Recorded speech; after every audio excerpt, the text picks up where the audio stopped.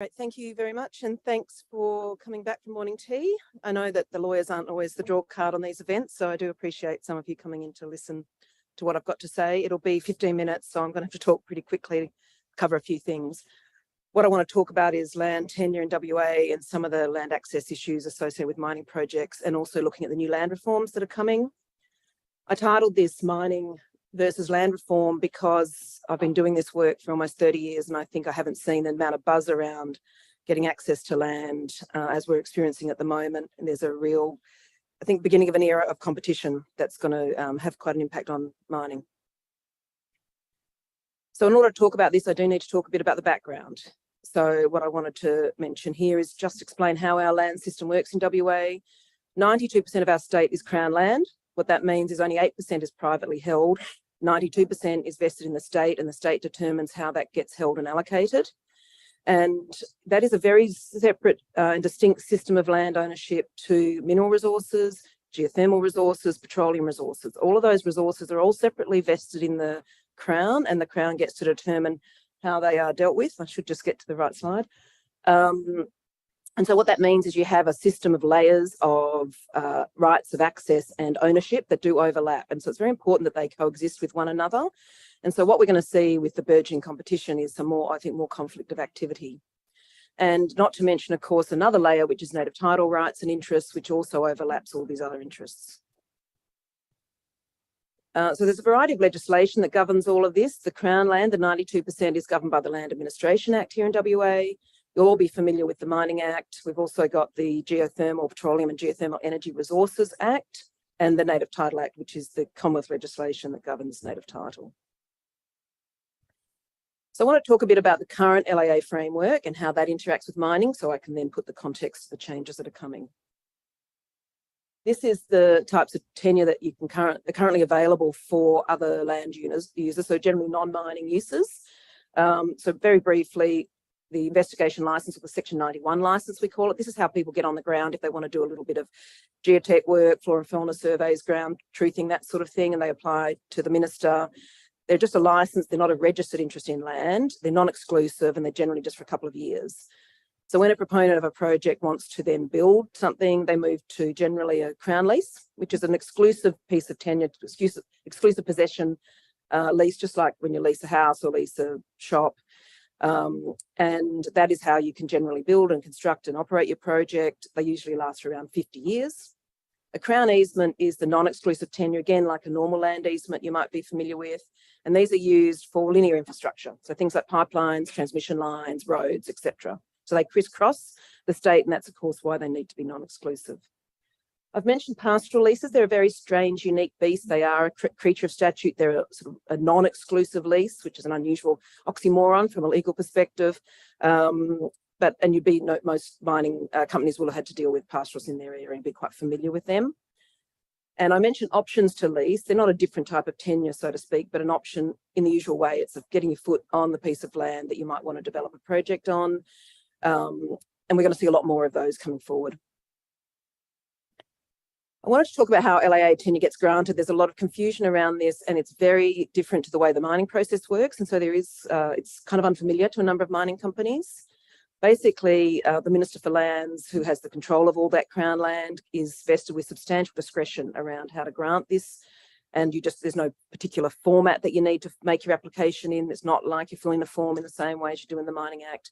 It's a very non-transparent process. You make your application. There's a lot of internal processes run by DPLH, the department that administers the LAA, and they will run an intragovernmental referral process by which they engage with all the other agencies to talk about the grant of tenure.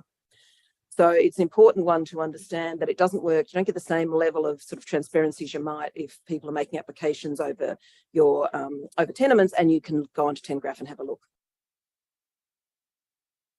So in terms of interaction with the Mining Act currently, it is generally the scheme within the regime of the legislation is to protect mining interests. There is that sort of economic rationalism idea that mining interests are the highest and best use in some respects, so will give the greatest return to the state. So that gets protected in a couple of ways. This includes the fact that there's the Section 91 licence, as I mentioned, can't be granted by the Minister for Lands without the Minister for Mines' consent. Similarly, land in a mineral field, and that is basically the whole of the state, can't be leased or disposed of, again, without the consent of the Minister for Mines. So the Minister for Land has broad discretion subject to that requirement to get consent. And that's how the mining companies get involved. Most of you will probably have received at some point, or you may have heard about this process by which you'll get a notice from DMIRS. They've got a whole division that deals with this sort of stuff. And they'll come back to you and say, we're going to grant this, or this has been applied for, do you have any comments? And so the note goes out to tenement holders and tenement applicants. And other than that, just noting that when a Crown grant happens, or when land is granted, there is explicitly a reservation of the rights of the existing tenement holder. So if you go first, you get some acknowledgement of that. It is not all one way, though, and no doubt many of you are familiar with the sort of the private land veto, as it's called, the fact that private land holders, so freeholders, get a veto over the top 30 metres of certain areas of private land. So in a Crown land perspective, it works slightly differently. The tenement can get granted, but you can't carry out activities in those areas. Again, top 30 metres only, and this is without the consent of the landholder. So that's basically why you might end up negotiating with your pastoralist, because you want to have access to land that's near a bore, for example. And there's obviously compensation payable. So I think most of you would have come across this before, but it's compensation to both owners and occupiers of land for any loss that they incur as a result of the mining. It's a bit subtler than that, but that's kind of an overview. So I want to talk about pastoral land and then the reforms, which is what we'll sort of really want to hear about today. So pastoral reforms are coming, and I just set the context of that. The darker blue shows you what the pastoral estate is. It's about 36% of the state currently. What that means is that land is locked up and can only be used for pastoral purposes. Pastoralists or any others could only get access to that land from a Crown land perspective, can only get access to the land and use it for commercial grazing. There's a little bit of diversification allowed, but it's very minimal. And so what that means is that land, and obviously you'll see it coexists or is coincident with some of the state's best wind and solar resources, is all locked up and can't be used for other purposes. And so that is really what is driving this at the moment. So there's been pastoral reform touted in the past. There was legislation in 2016, but really now it's this energy transition that has given the momentum to get this legislation through. It's net zero climate change policies. The government has very clearly got a roadmap to how they want to develop green hydrogen projects in the state. I think this comment from Roger Cook sums it up really. Investment in industries such as renewable hydrogen, carbon farming and renewable energy projects will create more WA jobs and place our state at the forefront of the rapidly growing renewable energy sector. So with that in mind, this is the proposed reforms I'm talking about. It's the Land and Public Works Legislation Amendment Bill 2022. So where we're at the moment is the consultation draft. It's been talked about for at least a year, but the consultation draft came out in October. There's been a lot of presentations and industry engagement about what it's going to look like. The consultation is closed. We understand it's back with the parliamentary drafts people to make changes that came out of that consultation. There was an intention for it to be introduced to Parliament in the middle of the year. They obviously didn't achieve that. It was then expected to be end of the year. There's 5 sitting days left. It hasn't gone in yet. But the news from DPLH yesterday was it's soon. So we might still see it hit Parliament in the next week or so. The key change, and the one I want to talk about, is the fact that there's a new type of tenure coming. It's called the diversification lease. The diversification lease is a new type of broad-scale lease that will open up the land for use for other than pastoral. So all of the range lands and the current pastoral estate will potentially be able to be used for many other purposes. The purposes are not going to be prescribed by the Act, so it's anything that you might come up with that would be appropriate, or proponents may come up with that's going to be appropriate for broad-scale use. It has to be broad-scale and low intensity. So these are some examples that DPLH has put out as to what they're expecting. Carbon farming, renewable energy and conservation offsets are sort of obvious ones. Also Aboriginal economic development. And it can be multiple, there can be concurrent uses. So I know there's already a lot of discussions going on with pastoralists about you also having pastoral included. You can't have a diversification lease of pastoral alone, but it could be combined with other uses. Some of the key aspects, broad scale use I've mentioned. It's going to be non-exclusive, so it's like a pastoral lease in that respect. There will be this concept of nominated areas of exclusivity, and what that means really is nominated areas that where mining will be excluded. and they'll be set out in the lease from the outset. So when the lease is granted, those will be clarified. There can't be so many of that really it should be an exclusive use land, at least. So the idea being that there's just some high intensity use. You might have a plant or some sort of facility sitting on the lease, but the rest of it would still be non-exclusive. There's no set term. It'll be whatever the project that is proposed will support. And really importantly, they won't coexist with pastoral leases. So in order for someone to get these, if it's over pastoral land currently, that pastoral lease will need to be surrendered. So how do you go about getting one? The legislation is very non-prescriptive. As I mentioned, the Minister for Lands has great discretion. So what that means is, what the state has done is put out a policy as to how they're going to assess these applications. And these are some of the criteria they've identified. The large area is the obvious thing. Your use has to be something that you need a large area for. And the use also has to be something that the land that you're looking at or the proponents are looking at is appropriate for that. It has to provide social, economic or environmental benefit to the state or the region. Where it's applicable, there'll be some sort of social or economic benefit to the Aboriginal community. And then the proponents themselves will need to demonstrate capability, capacity and experience. So despite the fact we don't have legislation and that this is all just only policy, we are certainly aware that there's a number of proponents already out talking to miners and pastoralists and TOs about their plan to try and do this as soon as the legislation comes in. So it's going to move relatively quickly. The actual process of getting a diversification lease will be by a private treaty or potentially by some sort of public process, such as a tender and auction, which we might expect if there's a lot of competition. What we do know is the first few applications are going to go through to the Cabinet. And I mention that because it really gives you an idea of how significant this reform is, but also how we are at the forefront of a really once-in-a-lifetime opportunity for WA to set itself up as the powerhouse for renewable energy. You would have heard a lot about that in the last 6 months. So the state is taking this sort of very seriously, and they'll be looking at all of the applications. I think I heard that there were 7 proponents that are already discussing what they want. Clearly, a lot of this is going to be around the Pilbara, because any of these major renewable projects will need to be somewhere where there is going to be sufficient demand for the energy that's being produced. Where there is competition, the state has identified some of the things that they'll take into account. So they'll be looking at weighing up obviously the benefit of any competing projects, looking at how existing land interest holders are being dealt with, ensuring there's some sort of diversity. And once again, that sort of usual catch-all in a policy, which is just whatever else the minister wants to take into account. The key thing to understand, I've mentioned, is that pastoral leases will need to be surrendered. The 16.3 process I talked about, where the consent of the Minister for Mines is needed if the Minister for Lands wants to grant any tenure, will be needed, and obviously traditional owners, because this will trigger a new future act for the purpose of the Native Title Act.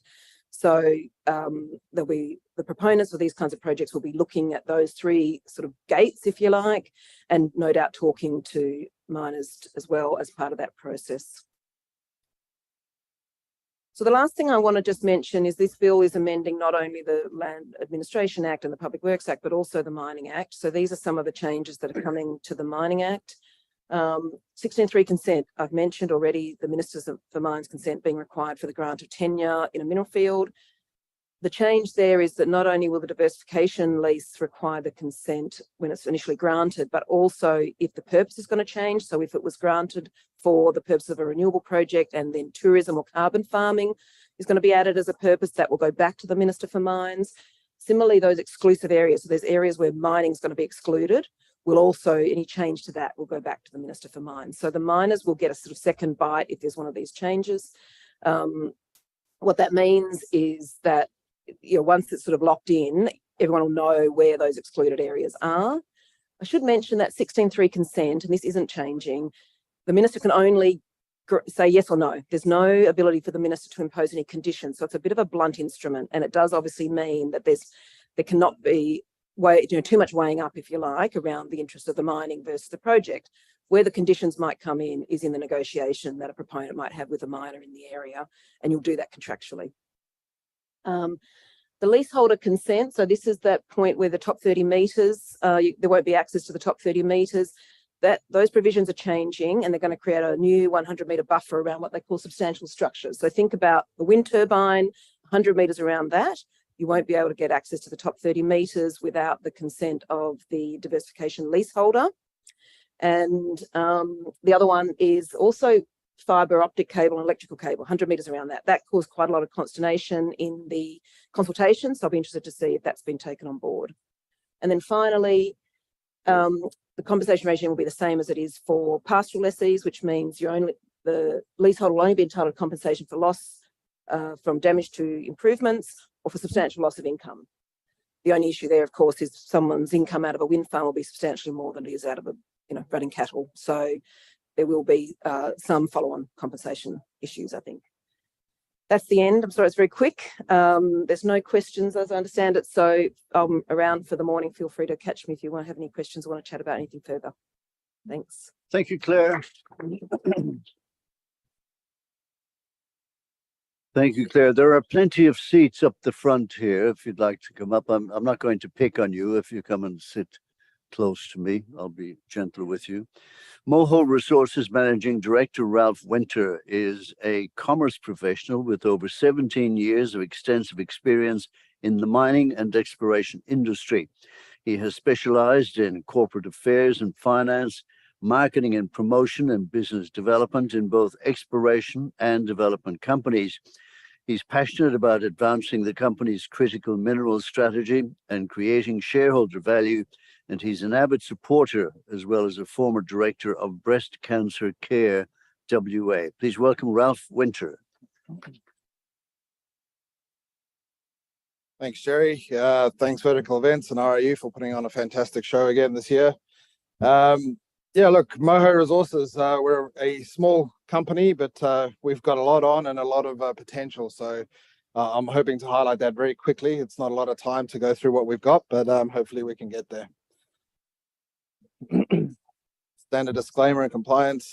This will be on the website and ASX, so please feel free to read that.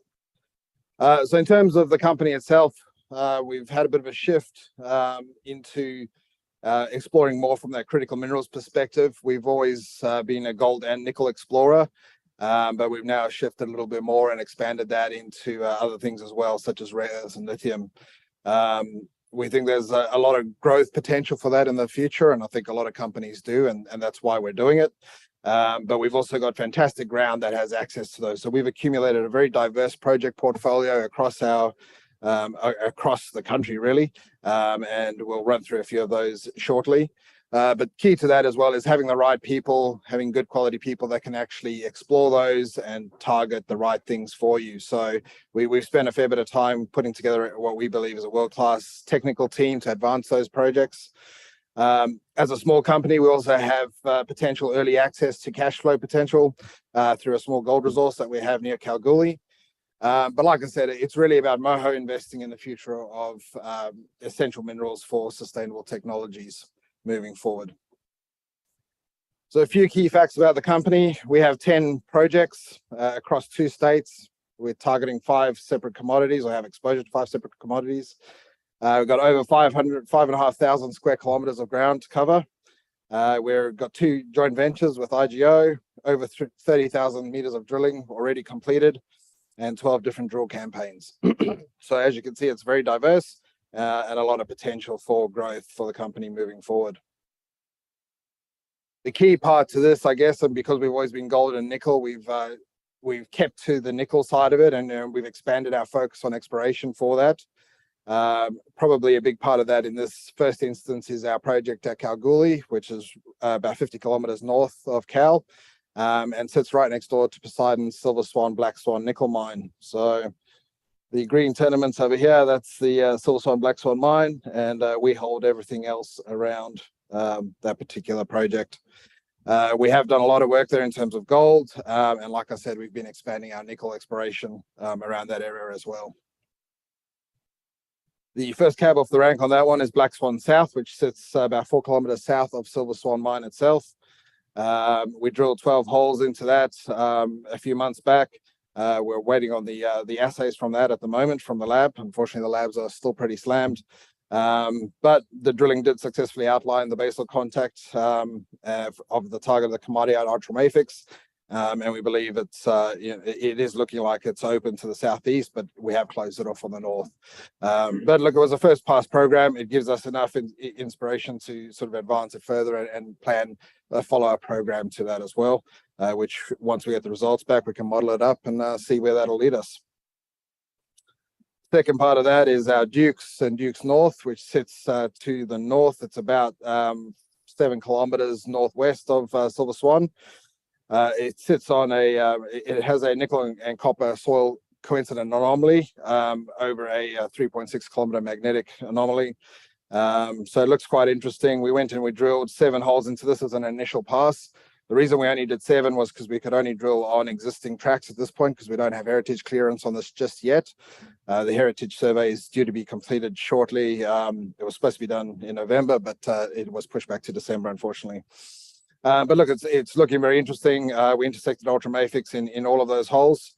And the comment from our chief geo is that it appears to be a layered ultramafic intrusive. Sorry, it appears to be a layered ultramafic intrusive sill. So we'll see what that means. But essentially, I guess Nova Bollinger was a layered ultramafic intrusive sill. So I'm not saying it's necessarily that. It's just saying that's the geology that we're seeing. The other one that we drilled recently, T3 and T4 nickel targets, which sit 5 kilometers to the west of Silver Swan. These were chasing up some historic Nyquist RAB holes that were drilled about 10 years ago. There was some interesting initial results that they had drilled in their RAB holes, and basically this was to follow that up and see if we could extend that out. And initial indications are positive. We probably won't get the results for both Dukes and T3 and T4 for about 6 to 8 weeks, unfortunately, because of the labs, but they're coming, and we'll hopefully get that out to the market sooner rather than later. So the other part of the strategy for the nickel here is not only focusing on what tenements we had, we also did a deal with a company called Yandal Resources, which has host of ground to our west. That sits on this ultramafic zone over here. That was sort of a joint deal we did where we took on the nickel rights and basically gave them the gold rights on those. We also sold them a few option tenements that we had with a local prospector, and we retained a royalty on that one as well. So we felt like it was a win-win, but it gives us exposure to further ultramafic exploration around that area as well. So the other part of the critical minerals exploration is really the rare earths and the lithium. So we started to look at what projects do we have, what information do we have, and what can we start to target in relation to that. Some of the ones that sort of jumped out initially were Burracoppin, which was an initial gold exploration project. But in the analysis that we did of the assays that we've done and some further soil sampling, we have established that there is potential for rare earth and lithium on those tenements as well.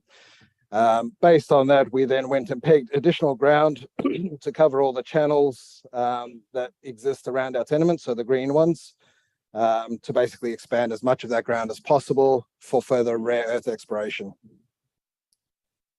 So the first part of that is the rare earths that we established within the soil survey that we recently did, which has some interesting numbers. Now, to note, this is all soils as a first pass, but indicatively, the numbers look comparable to peers in the market.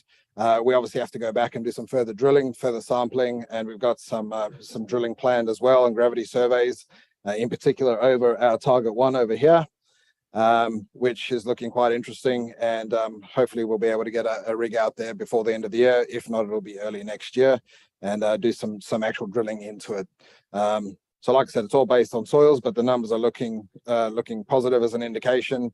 And the other thing to note here is that a lot of the work that we're talking about here, you can see they're all on lines. Essentially, they're all done along roadsides. So we need to expand our soil sampling around those as well and extend the anomalism essentially, if we can. Sorry, excuse me.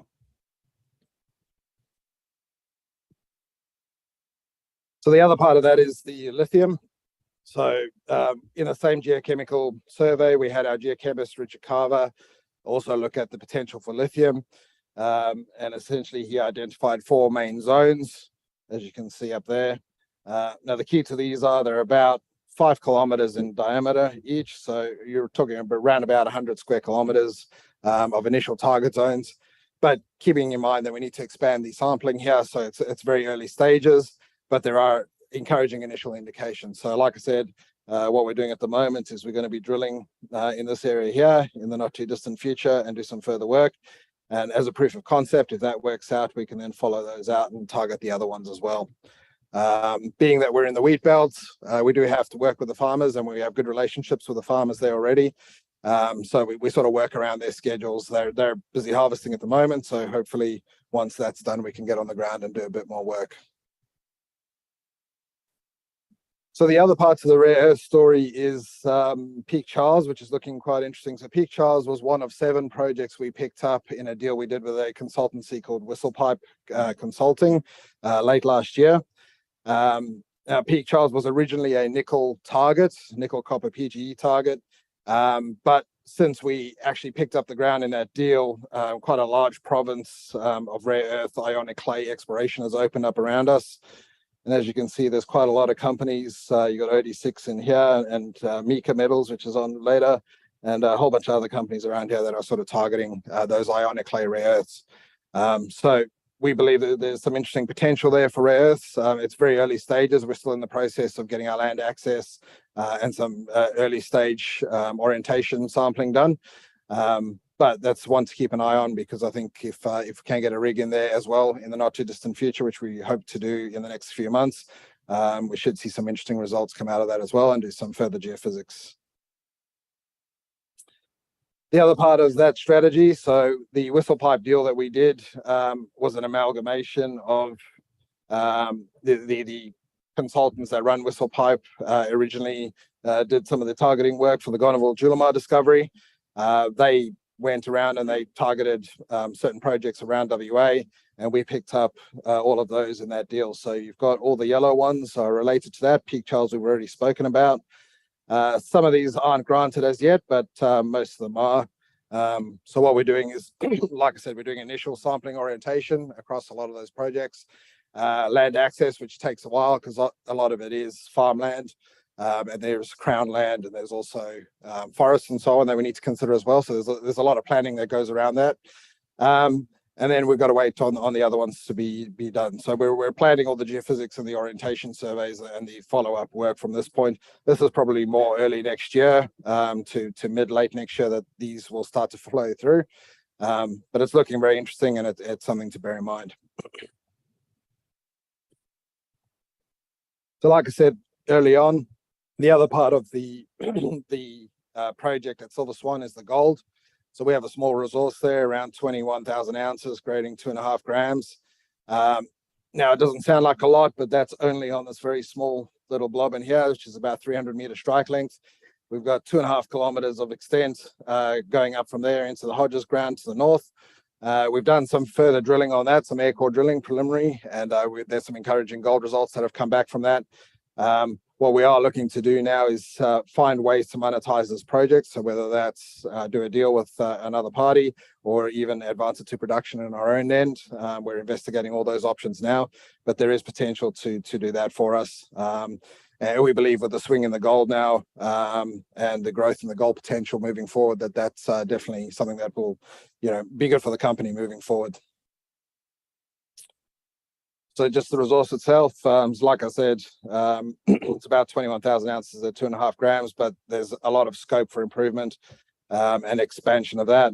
The metallurgy is very good as well. Preliminary metallurgy was 95% recovery. So in terms of the resource itself, it's quite robust, and we think probably quite easily mined and monetized. Corporately, where the company stands today, so like a lot of small companies, we've had a little bit of a smash in the last sort of 6 months or so, but it is a good opportunity at this point with the upcoming information and work that we've got going to get in while the price is depressed, and hopefully pick it up on the upswing. So in terms of holding, around 34% holds, the top 20 hold around 34%. We've only got 200 million shares on issue. Current market cap's about 4.8 million. But with our company, it is something that moves very quickly because we're tightly held. That can go up and down very, very quickly. So, all we need is some good results to come out, and that should hopefully accelerate that very quickly. Just in terms of the board and the team, Terry Streeter, which a lot of you may know, is our chairman. Storied history in nickel in the past. Obviously, I'm the managing director. Shane Sadler was the managing director previously. I took over from him back in July. Shane stepped back, but he's still very actively involved on the technical side. And Adrian Larking's got a wealth of experience in terms of not only geology, but he's also a lawyer for his sins. And he's very beneficial for us moving forward. So just to cap off, just the stats there again. So look, we've got a lot of projects on the go, a lot of commodities, but what that does mean is it's a lot of upside potential that we're investigating.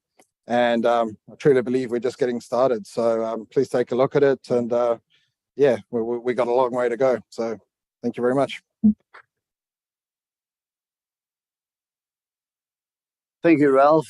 Iggy 10 has been considered a trailblazer in the lithium industry and is now trailblazing in the solid-state batteries. Iggy is Managing Director of Altech Chemicals, and he will join me after this short video clip. Welcome to the Batteries of the Future report. There are some real downsides to today's lithium-ion batteries, stumbling blocks that are the focus of international discussion. The batteries can overheat through thermal runaway, which can result in devastating fires and explosions. They operate best in a fairly narrow temperature range between 15 and 35 degrees Celsius. And the lifespan of lithium-ion batteries is limited to between 7 and 10 years, depending on their application. On top of that, lithium-ion battery manufacturers are at the mercy of both supply and pricing of a range of critical metals. Take lithium, for example. It's the most critical component of a lithium-ion battery, and the price has jumped sixfold since the start of this year, 2022, adding upwards pressure to production costs. Add to that, cobalt is considered the greatest material supply chain risk for the industry in the short to medium term. And whilst the Democratic Republic of Congo produces about 70% of the world's supply, human rights abuses continue to raise ethical concerns. There are also supply chain concerns around graphite and copper, which make up the anode part of the battery. The industry is heavily reliant on China because it produces 90% of all graphite anode material. Therein lies geopolitical risk. A standard electric vehicle requires 2.5 times more copper than a standard internal combustion vehicle. A recent report suggests there aren't enough copper mines being built or expanded to provide all the copper needed to produce electric vehicles into the future. But an alternative does exist. The solution is Altech Chemicals Serenergy battery, which uses sodium alumina solid state.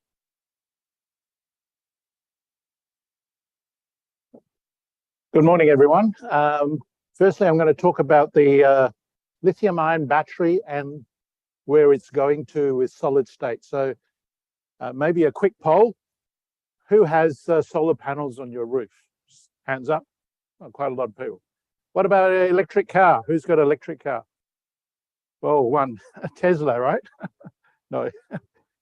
All right. So the lithium-ion battery industry have been talking about solid state technology. Do you understand what solid state technology is? Essentially, in this lithium-ion battery, you've got the cathode and the anode. And in the middle is a liquid electrolyte. It's actually flammable. And also there's a plastic separator. So when a lithium-ion battery is on fire, that's the fuel for the fire, the volatile liquid electrolyte.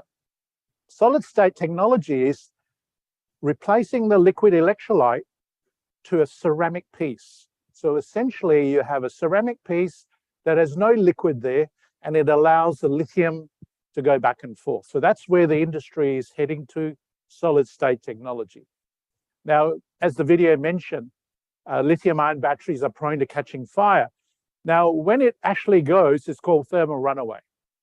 Essentially, you have a chain reaction. The temperature soars to 600 degrees, and essentially, it's very difficult to put it out. And the reason for that, in a normal fire, if you douse the oxygen from the fire stops. But in a lithium-ion battery, the cathode part generates oxygen itself. So that's why it's nearly impossible to put out a lithium-ion battery fire. It also mentions, a lot of people don't realize that lithium-ion batteries don't work well in the cold climates. So at 0 degrees, the liquid electrolyte starts to be very viscous, and it slows the lithium-ion battery transfer. So it's very limited in the temperature range. The life of the battery, generally 10 years in the auto industry. And the reason for that is lithium deteriorates in the liquid electrolyte. And so because of the deterioration on charge and discharge, generally suppliers only guarantee 10 years life. And then finally, lithium-ion batteries are exposed to the critical metals prices. You saw lithium rise 6-fold in the last year. Ethical concerns with cobalt. 70% of the cobalt comes from the Republic of Congo, and there are child and labor issues, so ethical concerns on that supply. And then it also mentioned that 90% of graphite actually is supplied from China. So you can imagine all the batteries in the world relying on one country. And then finally, copper. 2.5 times more copper is used in an electric car than a normal car. And there's a recent report that says there's not enough copper mines being developed to even meet the EV demand. So the question is, can you have a battery that is totally fireproof, operates in the really cold climates, beyond 15-year mine life, life of the battery, totally lithium-free, totally cobalt-free, totally graphite-free, totally copper-free, and even manganese you can throw in there.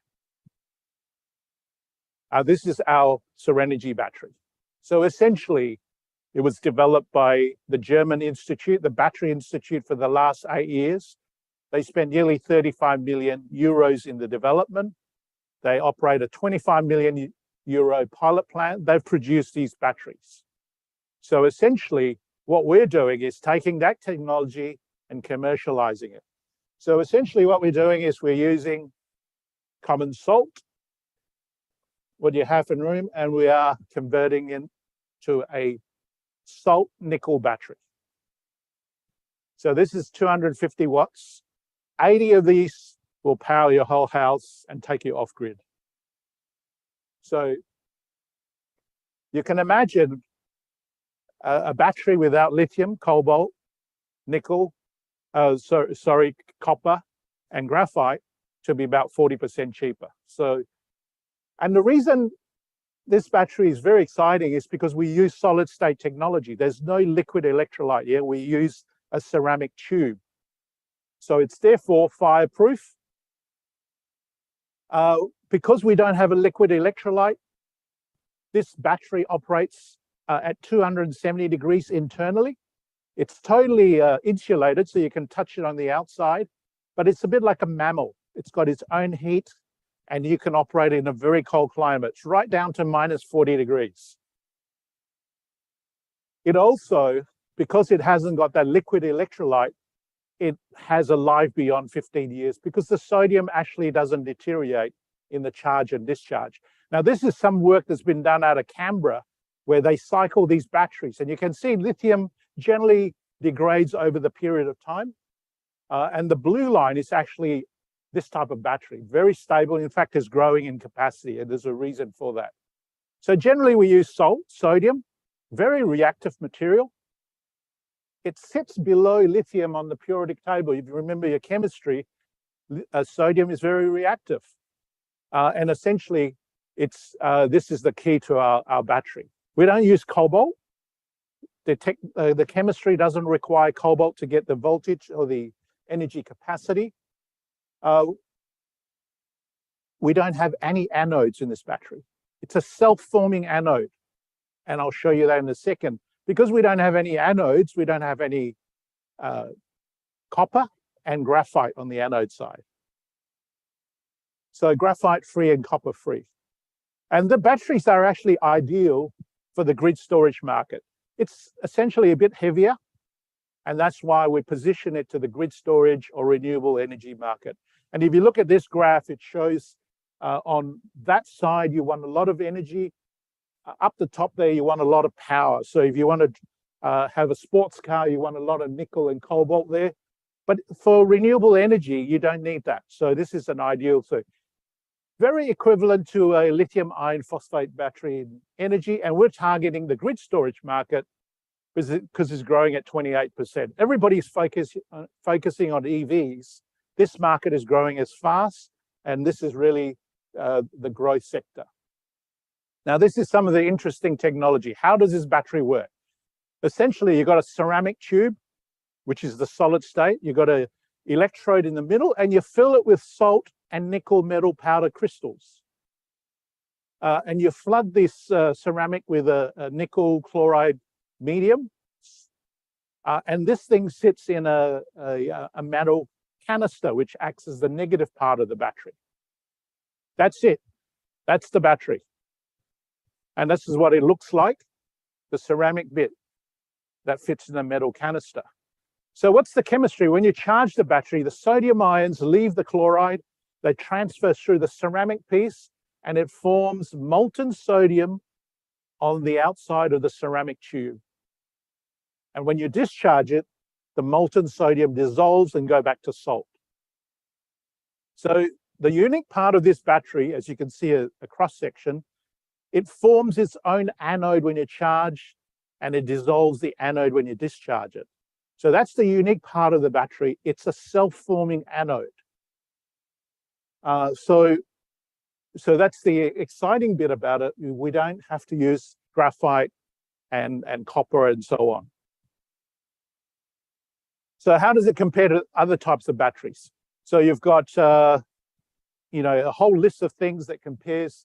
Essentially, the Serenergy battery, very similar energy density to lithium iron phosphate battery, longer cycle life, much safer, very low maintenance costs. So very comparable to the lithium iron phosphate battery. Now, if we were developing this technology ourselves, you would expect years and years to get to commercialization. Essentially, the technology had been developed by a German institute, the Fraunhofer Institute, which is owned by the German government. They have some 76 institutes in Germany, only about 30,000 employees, and their research budget is 2.9 billion every year. So we have a joint venture with the Fraunhofer Group. We happen to own 75% of the joint venture to commercialize the technology. Why? It's because they were looking for a partner that had land in Germany, that had the experience in battery background and developing projects. And essentially that's what. Let's have a look at the pilot plant they developed. So this is really advanced technology. This is 25 million euros of pilot plant that has been built and producing these batteries. So these batteries are in real life undergoing test work. So this the yellow battery there is a 5 kilowatt battery. As you guys see, it sits on the outside your house. The blue one is a 10 kilowatt battery. This is where the powder is mixed. A lot of the alumina is used to mix the ceramics. This is actually what the ceramic tube looks like. And then they have to calcine or sinter the ceramic tube. But the technology is, how do you make the tube that allows sodium to transfer through it without any liquid electrolyte? And that is really the technology that has been developed for the last 8 years. So really cool technology. Our job is to commercialize it. And we are building a 100 megawatt battery plant as our first phase. 75% our ownership, 25% Fraunhofer. We are positioned in Saxony, Germany, right on the border of Poland. A lot of EV manufacturing in that state. So that's why we picked that. And essentially, we've got to go through a bankable feasibility study, which would be about 10 to 12 months. And then we go straight into funding. So 100 megawatts is our first phase. Fraunhofer is estimated that the price of the battery should be 40% cheaper Well, why? We don't have lithium, we don't have cobalt, we don't have graphite, we don't have copper, we don't have manganese. So the most expensive part of the battery is actually nickel metal powder. We recently launched the first product, which is a 60 kilowatt pack.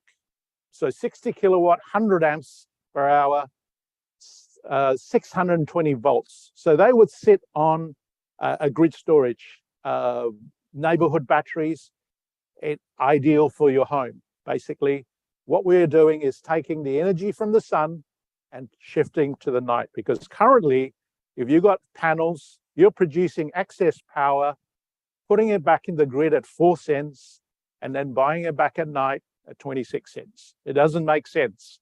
So this is the future.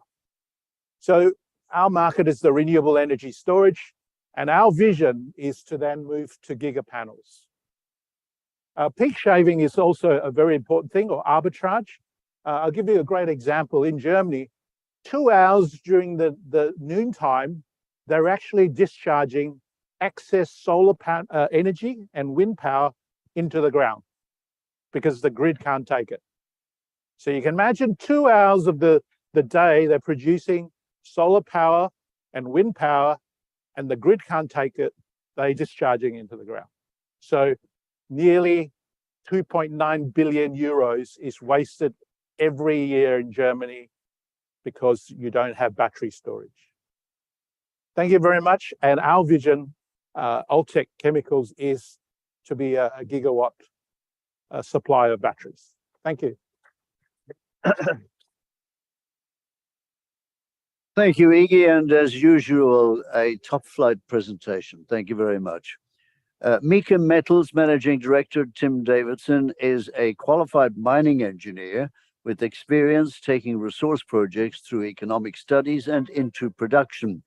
He joins us today to give us an update on the drilling and development programs Meeka have going on both the Murchison and Albany Fraser province and what's next for the company. Please welcome Tim Davidson. Thanks very much, Jerry. And what amazing technology that that Iggy's guys are developing. I know where I'll be going to get some seasoning for my lunch. If I don't have enough, I'll visit Iggy's booth and get some salt from him. But now on to Meeka.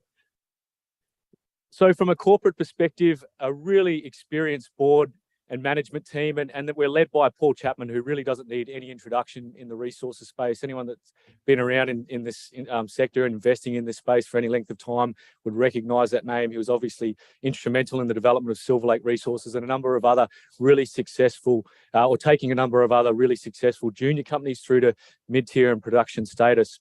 In addition to that, obviously Roger Steiner-Price, very experienced lawyer, Perth-based, recently involved with the Rebecca discovery with Apollo Consolidated, and Paul Adams, who is the managing director of Spectrum, discovery of Penny West, and that asset's now in production. Ramelius is driving that. So a really experienced board and a track record of discovery and generating value through discovery, and taking projects through to development. So the other important point that I'll make about the board and the management team is that we're backing ourselves with our own money. To date, we've put $2.8 million into this business.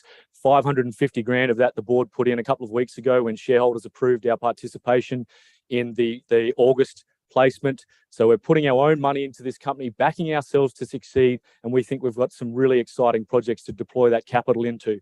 Now, in terms of the capital structure, we closed yesterday 7.2 cents, gives us a market cap of around $75 million. We've got a strong treasury position. As I said, we're well funded. That allows us to put that money into the ground and get effectively drill these fantastic and exciting targets that we've got in front of us, both in the gold space and some rare earths opportunities that I'll talk to. And the rare earths, something that's evolving, is something that's evolving very quickly. It's generating a lot of interest. There's some big names moving into the space, and we think we've got some fantastic projects. So cash position 8.3 at the end of last quarter, and an enterprise value of around $70 million.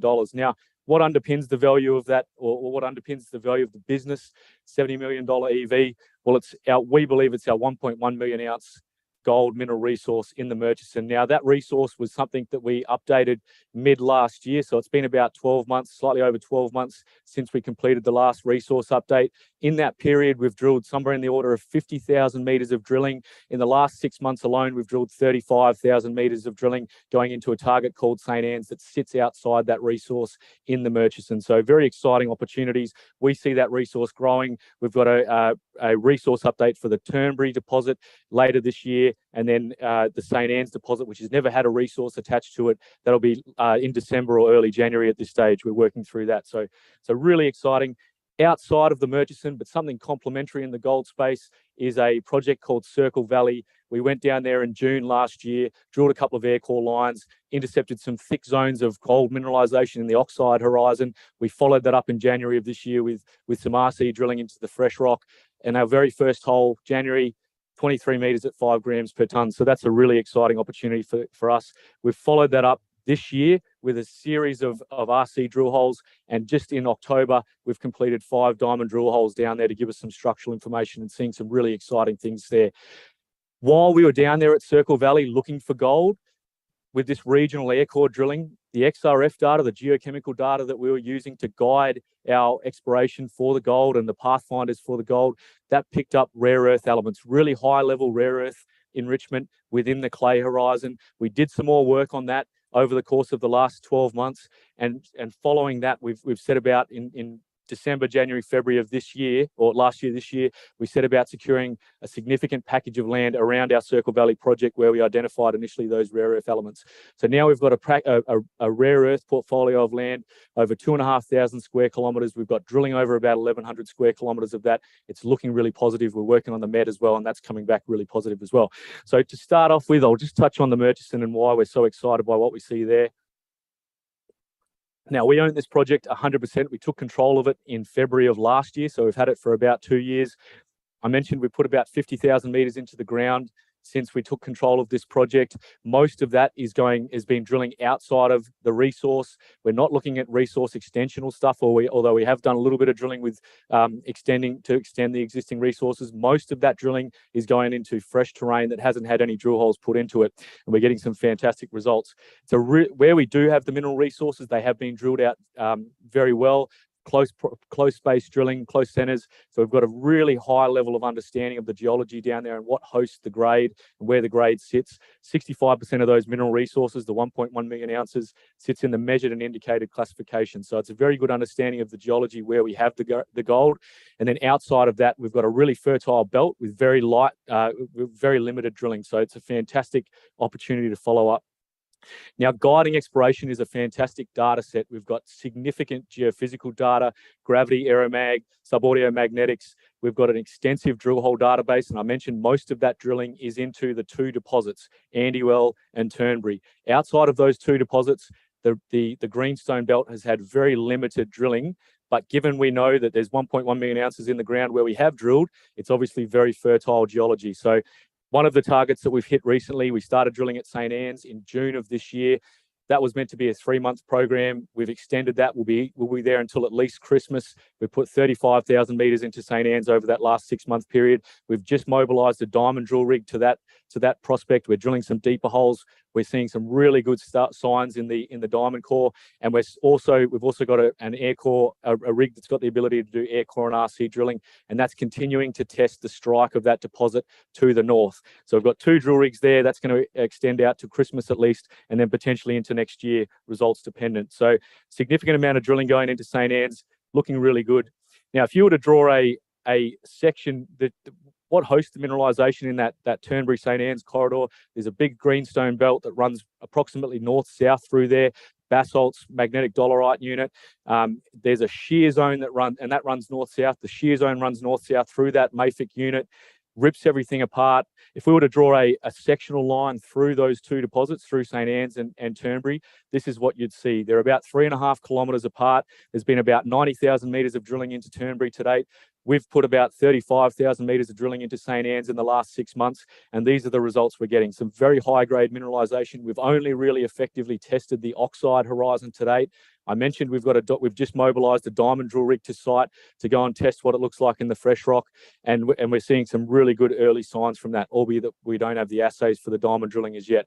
Now, the mineralization, I mentioned it's hosted in this MEK unit, runs approximately north-south. The shear zone is this 100-meter wide, approximately 100-meter wide corridor that runs north-south through that MEK unit.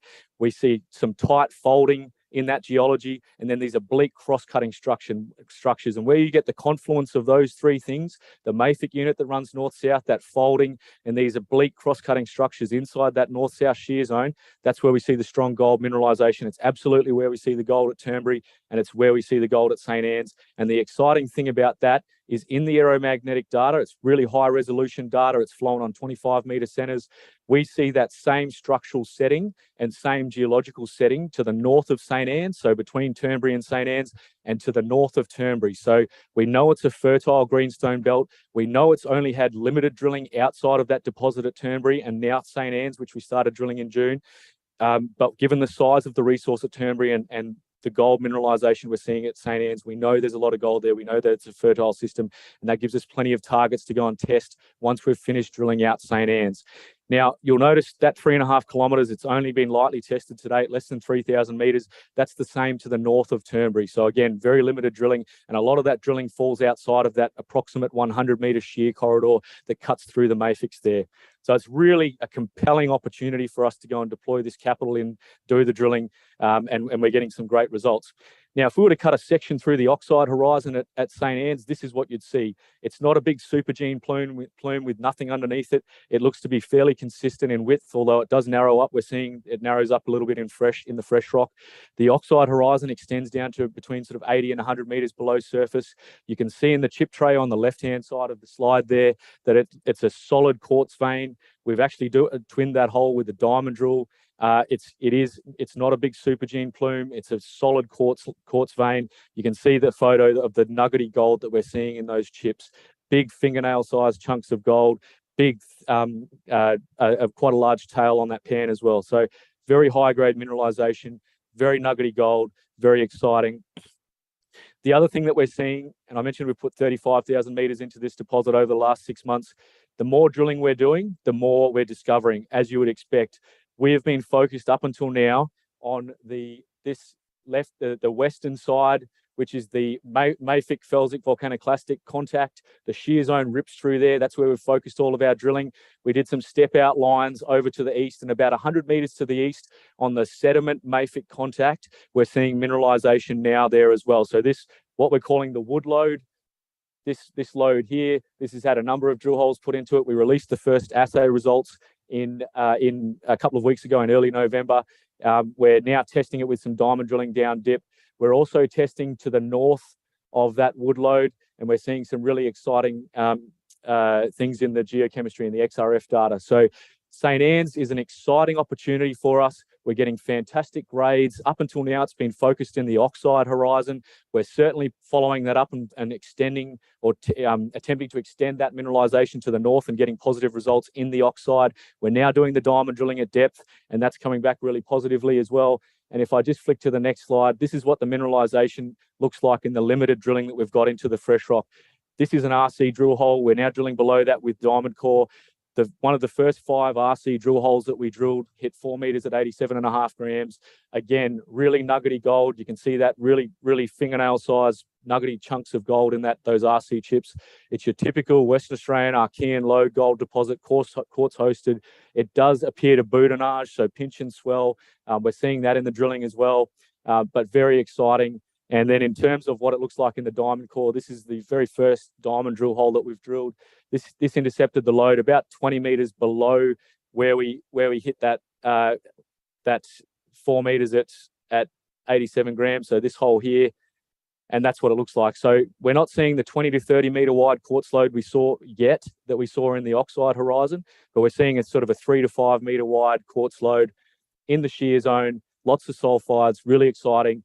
Drilling's ongoing. This is from the western contact, so the mafic felsic volcanoclastic contact. We're now drilling on the eastern contact below the wood lode into that sediment mafic contact and getting some great results there as well. Assays for that diamond drilling, we expect to get those late December, early January, and that'll be ongoing through January, February, March of next year as that core is processed. Now, something very complementary in the gold space, and the reason that we headed down to the Albany-Fraser province is our Circle Valley project. We started drilling in June of last year. When we went down there with an air core rig, we were drilling some broad-spaced reconnaissance lines, north-south, trying to work out what the underlying geology looked like. And two of our first holes hit a broad zone of low-grade mineralization in the oxide horizon, effectively from surface. Now, that is important because in this terrain, you don't expect to see, it's not like the Yilgarn where you see enrichment, supergene enrichment of that oxide horizon.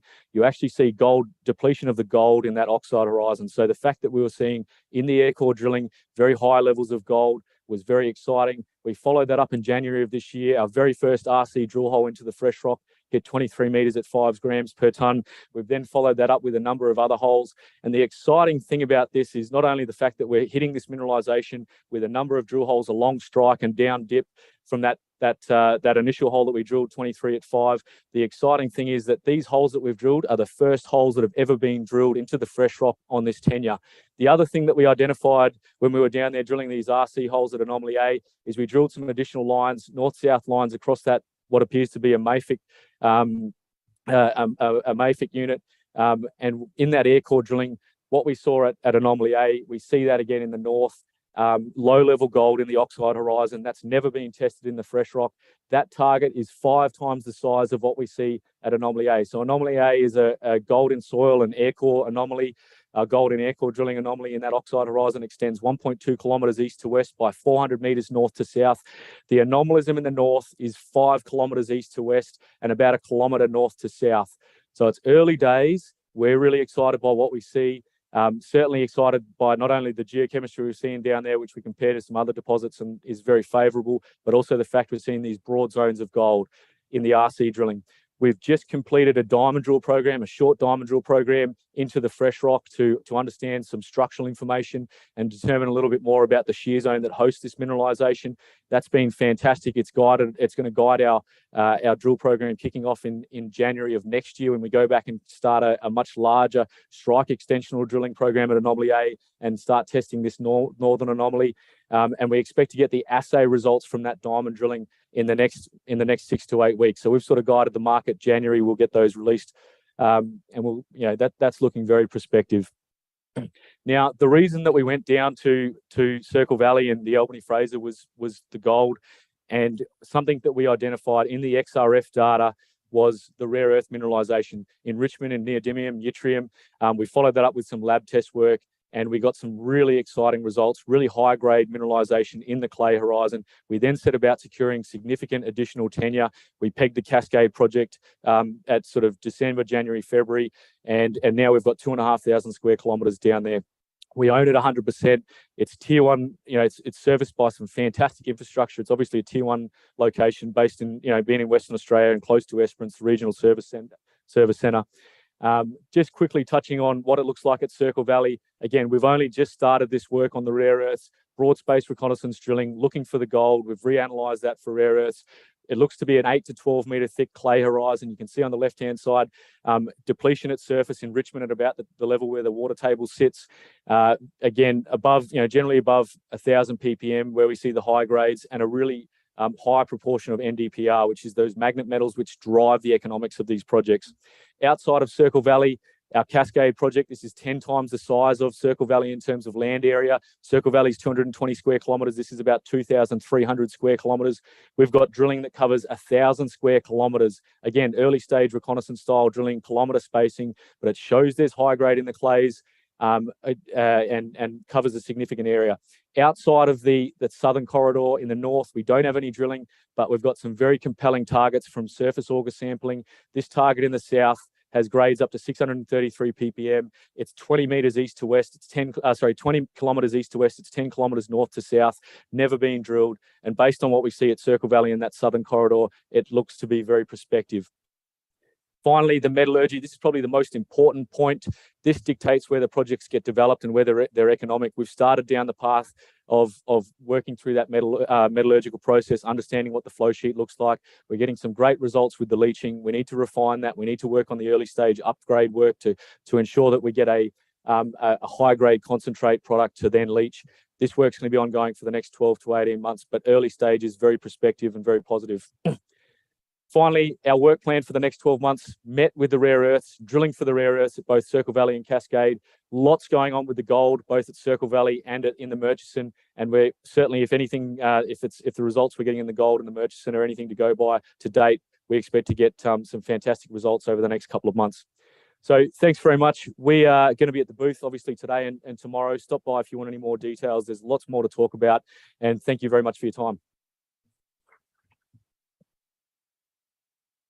Caprice Resources Managing Director Andrew Muir oversees a high-quality focused, WA-focused explorer focusing on base and battery metals near Northampton and gold in the Murchison region. Andrew joined Caprice in mid-2021. Prior to that, he ran NTM Gold for 3.5 years until it merged with Dacian Gold in early 2021. He's originally a geo, but he spent 13 years in finance. Please welcome Andrew Muir. Thanks, everybody, for listening to the Caprice story. And again, thanks very much to the RIU crew for putting on another great conference. So a quick snapshot, high level, why invest in Caprice? Fantastic quality projects. Northampton, polymetallic, high grades, major land position, and we're looking at some new mineralisation concepts. The Murchison, gold focused, strategic location, fantastic neighbourhood, and highly prospective. In terms of risk reward, outstanding opportunity, highly leveraged to exploration success, with high impact drilling in the near future, and as well as some good quality news flow. And finally, management very much aligned to success. We're at 20% of the board. The board has 20% of the company, long-term holders, experienced team. Corporately, look, like most of us in the junior end of town, the share price hasn't been that good. However, we can't really worry too much about the macro environment. We need to keep on doing what we're doing, focus on what we can control, and that's doing good quality exploration on our ground. A little bit unusual for a junior like us that's been listed for about 4 years. We've still only got 80-odd million shares on issue, so it's a nice tight structure. However, as you can see there, relating to the risk reward, we've got an EV of about $3 million. So a little bit of exploration success, and that'll shoot up pretty quickly. In terms of board and management, got a pretty good mix of grey hair, legal experience, technical, corporate, and boots on ground. And probably the most important person on the page there is Chris Orshot. He's the brains behind the operation in terms of geology and strategy on the ground. So overview of our assets, we've got the Northampton polymetallic project. It's, as it said, it's polymetallic. It's a historic high-grade mineral field. Had about 120 odd years of production of base metals, but there's been minimal exploration in the last 50 years. And then there's the Murchison gold projects. As I said, strategic location, high grades, good infrastructure, and we've got processing plants nearby. Zooming in a bit onto Northampton. So it's a large project, almost 1,200 square Ks. The area is a historic high-grade mining centre. Over 100 high-grade massive sulphide deposits were mined between the 1850s and 1970s. Some good quality lead, copper, zinc, and silver there. 75% of the mines were actually focused on lead. However, a lot of them actually stopped when they got to the copper-rich zones. We initially had the areas in red that you can see there, the historic mining areas. But after a strategic review, we decided to bolt on the other tenements. And interestingly, up until about a year ago when we acquired all of this, all this ground around us was open. So we basically went out and pegged it. And at the very south, we purchased the Yungaro tenements. So the area we think is highly prospective. the historic mines stuck out at surface, so they're obviously pretty easy to find. As I said, we expanded the project in 2021 following sort of a project review and where the other areas of potential could be, because having those two small initial areas was quite good, but we think we recognise that we need a little bit more scale and we need a bigger footprint. And also the last thing we wanted to do was go in there and put some drill holes in, get some good grades, and then find out that the peers came in and basically snapped up all the ground. So we're very much conscious of being first movers in this part of the world, make sure we get our foothold on the ground, and then start with steady and systematic exploration. As you can see there, in 2020, we did some RC drilling at the Wheel Fortune prospect and returned some pretty good grades, including 5 metres at 17% lead and as well as 12 metres at 3% copper. So some pretty good grades. So in terms of what are we doing there, it is in farming country, which has probably been a detriment to historical exploration. That's probably why there hasn't been much exploration in the past 50 years. However, we see that as an opportunity. Because there hasn't been much work done, we basically can get in there and review all the data and basically get boots on ground and really start to work up some of the concepts that have never really been looked at. So the first part of that is obviously putting access agreements in place. So we've got an access agreement now with a pastoralist over the Yungaro project. And we'll be looking at doing drilling there. We were planning to do that early December, but due to delays in the department, that'll probably be pushed out to early 23 now. We've just completed some detailed aeromagnetics, and they've given us some really interesting insights into the structures, and you'll see a nice pretty picture over page. The other aspect about Northampton that's been really significantly underdone is that the area is known to host a lot of pegmatites. There's a lot of good granite source rocks there. So we've undertaken a regional prospectivity analysis for battery metals and rare metals, and significantly no work's been done on this in the past. So I was up there a couple of weeks ago sampling pegmatites. So we've put those into the labs last week. So it'll be interesting to see what they come up with in roughly about a month's time. So definitely something a little bit out of left field. But as I said, the more we look at Northampton, the better it gets. So just zooming in and touching on the air mag that I just mentioned. So we basically got this data late last week. So this is the raw data, hasn't been processed as yet. You can see the central picture is the original sort of core-spaced air mag, and on the left and the right there are two areas that we've recently flown. And it's really, really highlighted some interesting features that we hadn't really looked at before. So we'll get this processed and do an interp on it, but it's showed up a lot of structures and a lot of very intriguing features that we hadn't really looked at before. So there's a lot more work to do. And as I said, the more we look at Northampton, the more intrigued and interested in the geology that we get. We think it's got some potential for quite a broad range of different minerals. On to Murchison, Murchison Gold Projects, fantastic location, proven gold district. Over 15 million ounces been mined in this part of the world. Great infrastructure with your Westgold and Ramelius's plants, both within trucking distance. We've got the Great Northern Highway going through the Island Gold Project. And we're also surrounded by some pretty good neighbours. We've got Musgrave Minerals and the Evolution JV wrapping us on three sides. Yet, ironically, the three projects we've got are relatively underexplored, particularly given their location. Zooming a little bit further onto the Island Gold Project. So whilst there's been historic small-scale high-grade mining on the island that you can see in the red dots, we acquired this about 2 years ago, and the historic work had really focused on those the high-grade mining. We call that the island because it effectively is an island. It sticks out of a salt lake called Lake Austin, and that has pretty much seen 100% of exploration effort up until the start of this year.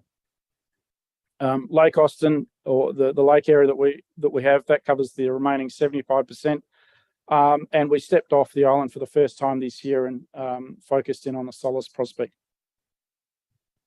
So over the past roughly 18 months, we've done about 20,000 metres of drilling on the island, both air core and RC, and it's really turned out some pretty good numbers. Zooming into Solace, so this was the very first time that anyone had stepped off the island and done any work. This is to the southern extent, or southern end of the Island Gold Project. It's on the fringes of Lake Austin. We were looking to get a lake rig to traverse the lake surface. However, they were very difficult to come by. So we pivoted and used the land-based air core rig and did a series of traverses, roughly 400-metre line spaced, just to see what this looked like. We didn't know what the geology was. We didn't know if there was any mineralisation there. We had a pretty good feeling that there were structures there based on the ground gravity that we'd done. So that very first pass program came up with a gold anomaly over 1 kilometre long, which was a fantastic result, given that it had never been drilled before. The size of the anomaly, and also was proof of concept that there's gold that's exists that isn't actually on the island. So we're pretty pleased with that. We followed that up with 2 RC programs, 28 holes for just under 3,000 metres.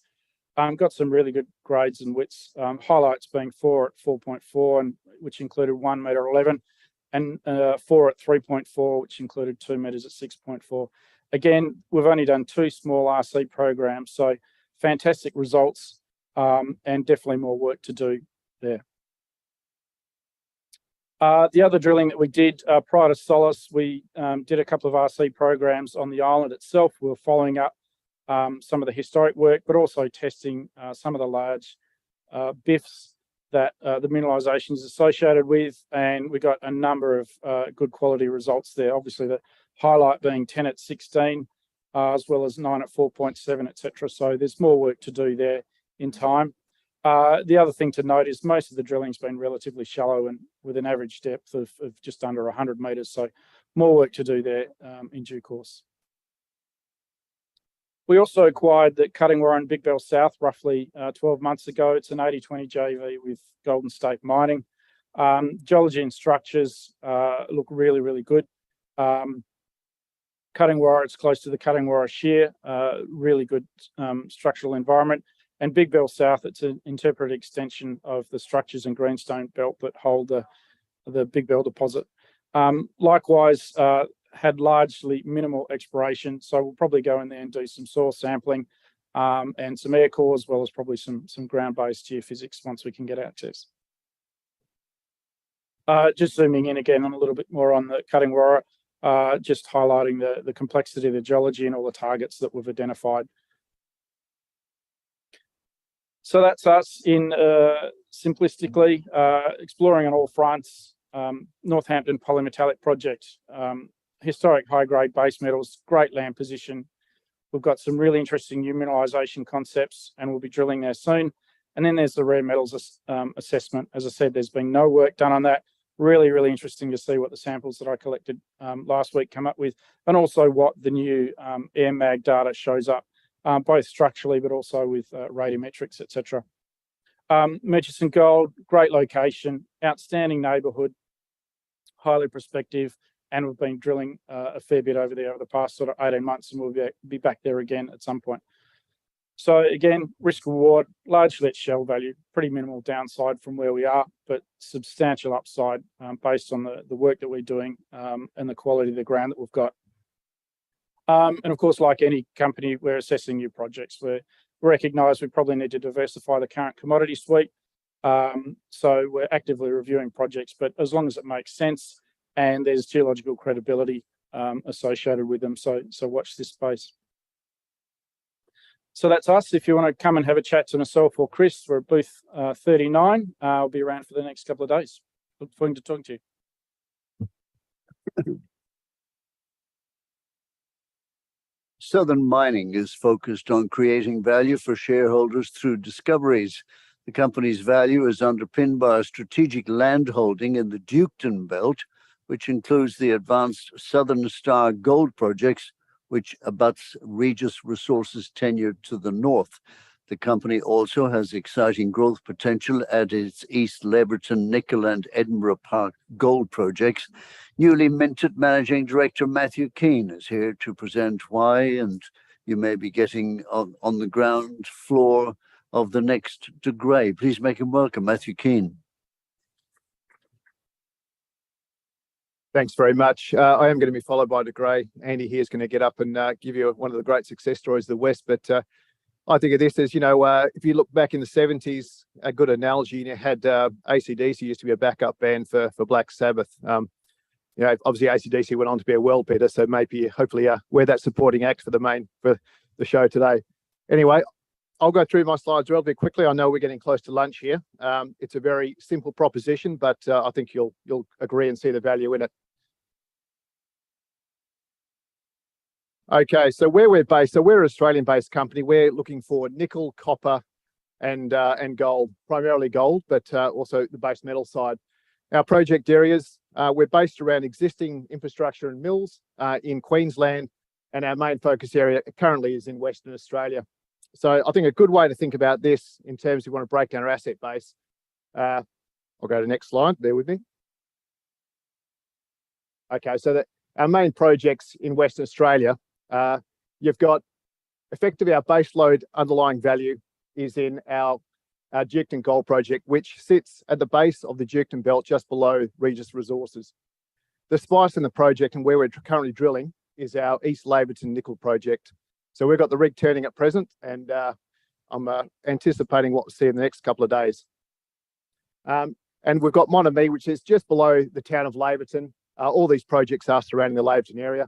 Moho Resources, it's got existing resource, modest 55,000 ounces, but that sits within about 40 kilometres of about 3 existing mills. The last one of those being Dacian Gold's Mount Morgans, which is probably where put out a request for tolling material in the last couple of days. So I'm going to start there with our Duketon Gold Project. So just a little bit on the Duketon Belt, first of all. We all know Regis quite well. It's been quite a success story, but it is a very immature belt. So the Duketon Gold Belt really only came into its own in the early 2000s with the development of Regis's Golden Garden Well, Rosemont and Moolart Well. So we've got 10% of the belt sitting at the base of those deposits. All of our prospects, we have 3 main prospects, Amy Clark, Golden Boulder and Southern Star. They all sit on the same structures which host the Regis Resources deposits. So I'm going to talk through these very briefly one at a time, but really the underlying value I think in the company comes from our Southern Star deposit, which I'll just get my pointer, that's sitting over here. So that's roughly about 40 to 50 kilometres from the Garden Well processing facility. But an important point to point out just on this map is this is the Ben Hur deposit, which is Regis. Ben Hur is currently in development. There's a haul road currently being constructed. So Regis is tracking a fair way down south to get to this deposit. The reason they're doing that is their deposits are now moving from open pit to underground. The rocks are getting harder. They're chasing some open pit material. So our opportunity here is to size up some resources and of course make those appetizing for the mills and the hungry mills to the north. So first of all, Southern Star, look, we arguably could release a modest resource on this at present. It's very well drilled out to roughly 40 metre centres. So Southern Star sits here, roughly about 4 kilometres south of that Ben Hur deposit, which is Regis. It's open in all directions, but we do have a base load, as I say, not deposit, but a prospective deposit, which has been drilled out relatively finely. We're going to be hitting the ground here next year. We're open to the north, to the south. We've got some great geochem data, which we released to the market just a few weeks ago. But importantly, we've just realised that, in fact, the Ben Hur trend, which we thought we were drilling and where we sized up most of our anomalism, gold anomalism, we're actually sitting to the east of that. So we haven't even tested the Ben Hur trend. So just in my diagram on the right, that's that green polygon. And just as a point of reference, Ben Hur, modest resource, about 390,000 ounces. It's got about 130,000 metres. We're only 20,000 metres into our Southern Star deposit. Okay, and I say there's 3 prospects we're chasing here in the Duketon Belt. This is the second of those. This is Amy Clark. So Here we've just recently extended this and defined 5 kilometers of anomalous gold. So this is gold in soils and shallow air core drilling. We've hit grades up to 8 grams, going 6.7. Very little work done, amazingly, considering how close it is to other mills. This is an area we're really going to hit hard next year.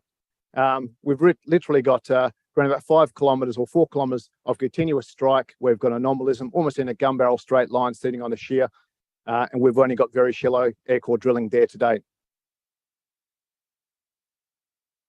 Okay, and look, if there's one slide that you sort of have a look at and take a snapshot of and think, okay, I'm looking forward to seeing this drilled next year, this is probably it. This is what I like. I've been with the company now only 6 to 8 weeks, but coming in the door, I went out in the field the first couple of weeks, and this just really is screaming out for drilling. It's called Golden Boulder. We've got roughly 5 kilometers of anomalous gold. So we've got 3 gold trends, a lot of historic workings, and intense historic workings. These are workings where people have pulled out real gold, but very little modern exploration. We've had a little scratch at it. We put a couple of drill holes in and pulled out some grades, 5 meters at 3 grams per ton. But we're going to hit this next year and really have a red hot crack at this and do some almost pattern drilling right the way along. If we can get the 5 kilometers of strike, we'll have a go. But at this stage, we've got at least 3 kilometers of that permitted, heritage done, ready to go. Looking forward to getting in this one. Okay, changing mode a little bit. So, I've mentioned there's a couple of sort of parts of this story. There's the base load value, which I think is in our Duketon project. This is the spice. So this is our East Laverton project, and I'll just outline it quickly what we're looking at here. So we're chasing nickel, although it does have gold prospectivity. We've got a large intrusive body, the bit I'm circling here now. So that's currently where we're drilling.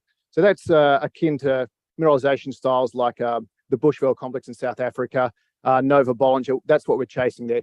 It's a layered intrusive with also conduit potential, conduit nickel copper PGE potential. On top of that, we've got roughly 13 kilometers of strike of komatiitic nickel prospectivity. So this is your more traditional Campbell style nickel mineralization. This hasn't been touched, and that's really our program for next year. But talking to what we're doing at present, we have 2 EM plates, which we're targeting with drilling as we speak.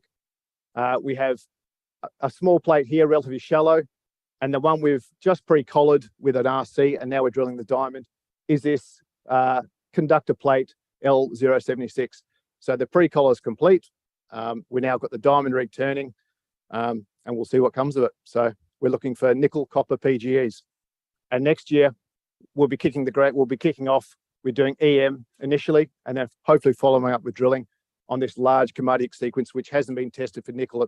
It's only been tested for gold and platinum group elements in historic work, and very little at that. Very little drill holes have actually hit that ultramafic sequence. Okay, so jumping across the other side of the country, you've got the base load, you've got the spice. This is the sleeping giant, which we're about to awaken next year. So we've got 1,700 square kilometres surrounding the Mount Carlton mine at our Edinburgh Park project. So in the centre here, this is the Mount Carlton mine. It was Evolution. It was effectively the start of Project Evolution. Navarro recently took over that mine. It is another very hungry mill needing resources. So we surround that almost 360 degrees, and we've got a huge land package. We're chasing gold, copper mineralisation, so high and low sulfidation epithermal, as well as porphyry style mineralisation. We've done a lot of work over this year, so we're actually at a point now the target generation work is done.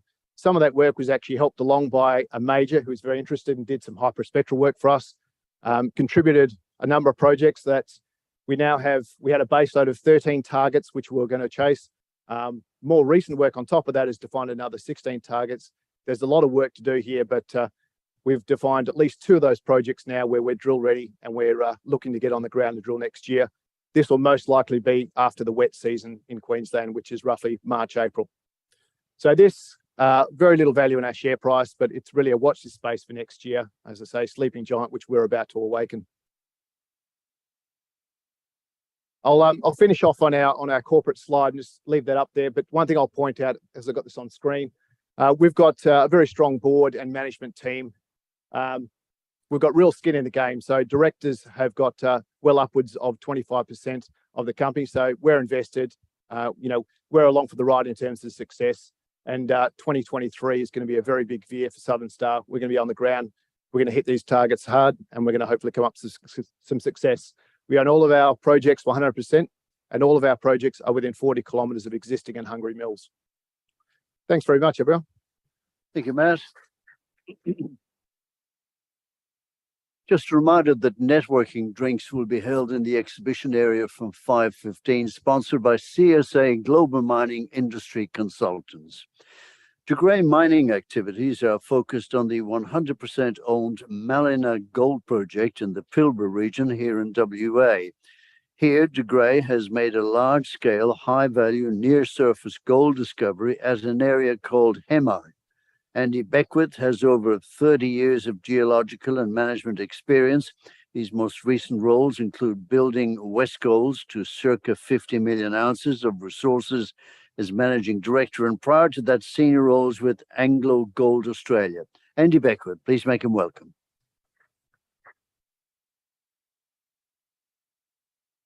Thanks for the introduction, and to RIU for letting us present. Obviously, we're talking about our major Hemi discovery, where we're at with after the PFS and beyond. We are going to make forward-looking statements. I have to tell you that, I'm afraid. So consider yourself told. Compliment statements, etc. I would make an acknowledgement to the traditional custodians in the area we work. In particular, Gary Yarra, we've been working very strongly with them because Hemi basically, and probably 2/3 of our resources deposits fall on their ground. Lots of clearances, lots of heritage clearances, and very advanced on a mining agreement. Quick corporate snapshot, 1.6 billion shares, sounds a lot, 2.9, just under 2 billion market cap today. Roughly just over 200, circa 200 of cash after a recent raising. We're in the 200 ASX now.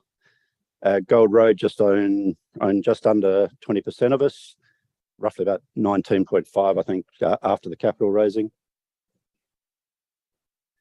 So what's been the impact of Hemi? Probably a lot of people have heard the story. I've been with the company since 2016. The last 3 years have been amazing. But took 3 months for the Hemi discovery to be recognised by the market, even though we had good results in December 19. But since then, we've obviously lit the fire in the Pilbara region for gold. It's taken 3 years to basically get us to 8.5 million ounces at Hemi, 10.6 million ounces overall, and a maiden 5.1 million ounce reserve after the PFS.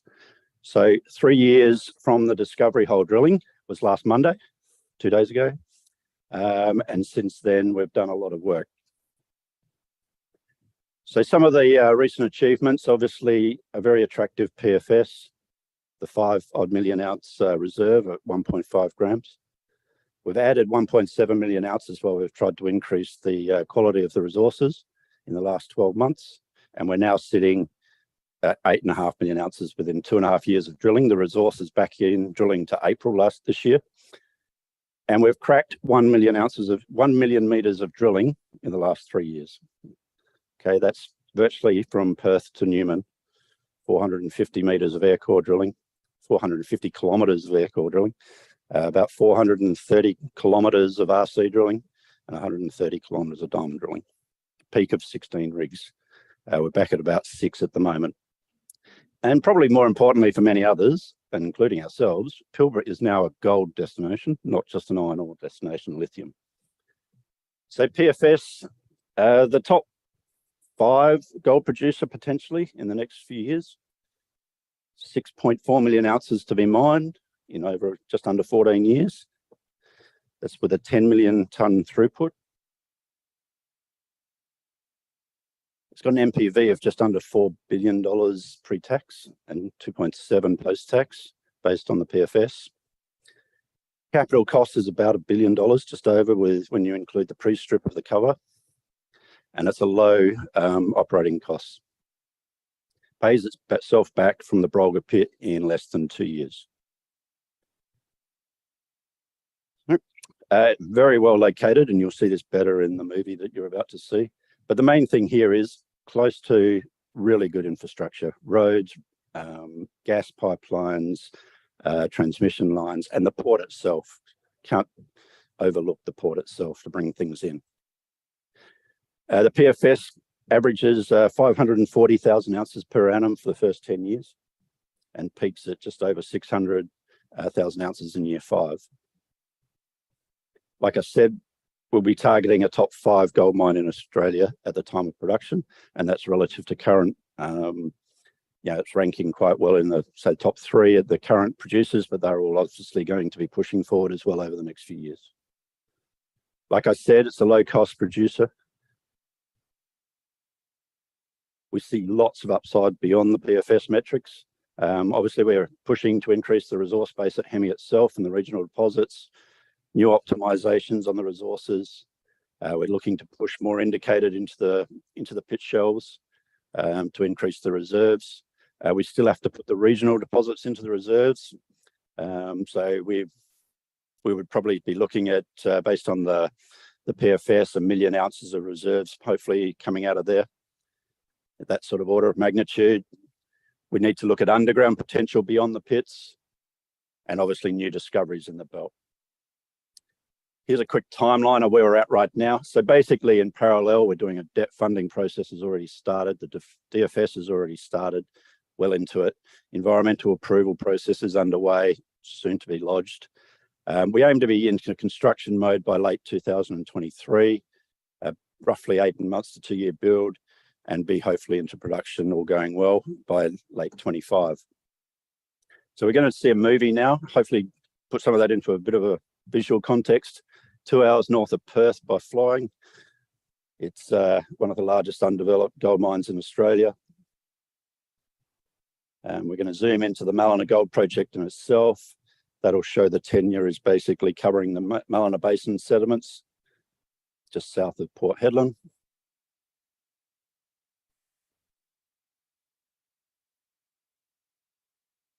This is showing you the road access, main highways going virtually straight through the project and along the north, the power line, gas pipeline, and these are major infrastructure things. Obviously the port itself, it's 85 kilometres by road from Port Hedland. And some of the regional things you're not seeing here are the new renewables that have been put into this area. So 8.5 million ounce discovery, 2.5 years. Our other deposits already had 2.2 million ounces, but nobody recognised that prior to the Hemi. 10.6 all up. Zooming into Hemi now. So this is a bit of a drilling history since the discovery holes. You'll see them come on very shortly. So November 2019, 3 years ago, almost to the day. And this was an amazing time. So June, we pretty much worked out where Aquila, Brolga and Falcon were, and Crow. And then Eagle started to come in 2000, late 2000, early 21. And you'll see the drilling starts to fill in as we go through our PFS. And that's obviously dominated on the deposits as we tried to build up the indicated resources. So that's to the resource time frame there was April, and now we're sort of seeing where we are right now. So now we're just zooming, seeing some 3D of just the RC diamond drilling and the gold assays. And these are the deposits as they come on, give you some feeling of how they look in 3D.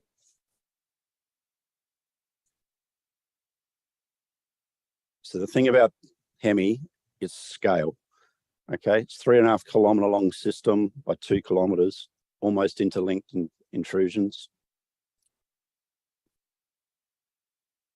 The individual deposits. And now we'll just zoom in. And what we'll start to see now is the pit development over the sequence of mining.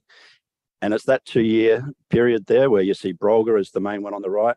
That pays for itself, pays for the whole project by year 2. And as we can see, as it goes deeper, basically 2 major pits get formed as they interlink.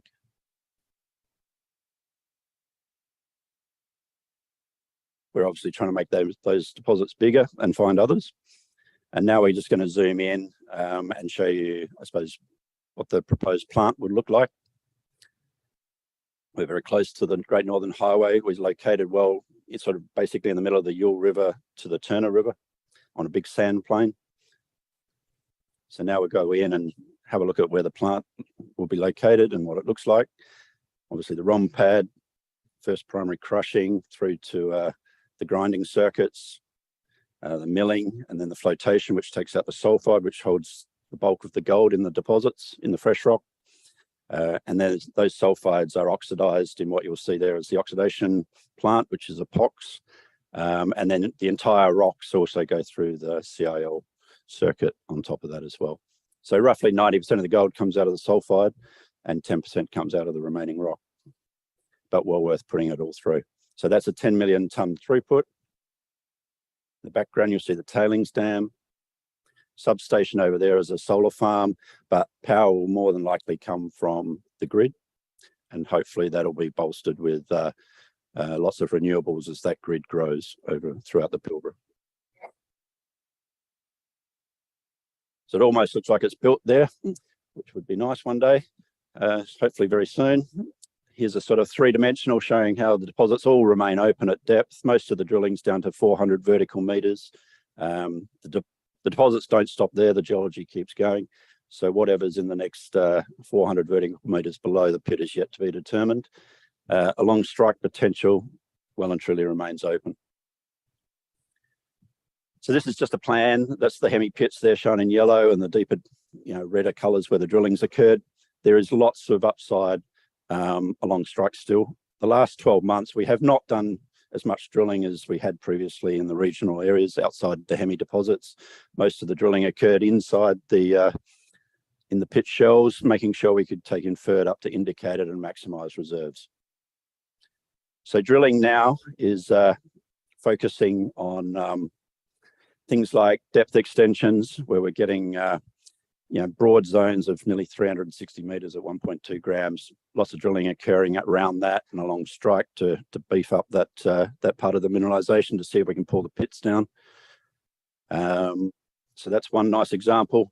The other one we put out only yesterday, I think it was. We've done some drilling to the west and of Eagle, and that's coming up with some interesting results now that have been hiding in between some of the wider spaced air core drilling and sporadic RC we had to date.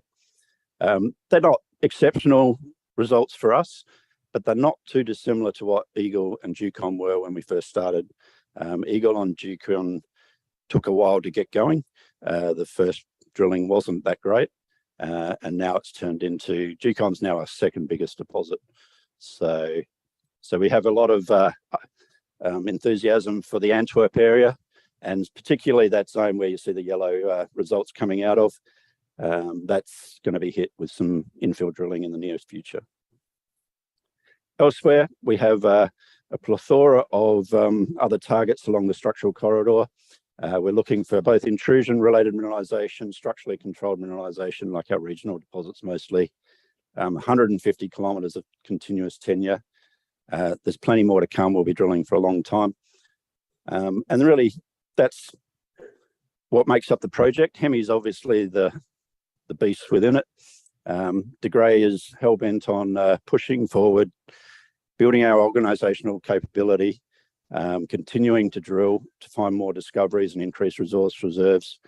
And hopefully by late 25 is our target that will be in production and will be around for a long time in the Port Hedland region. Thank you.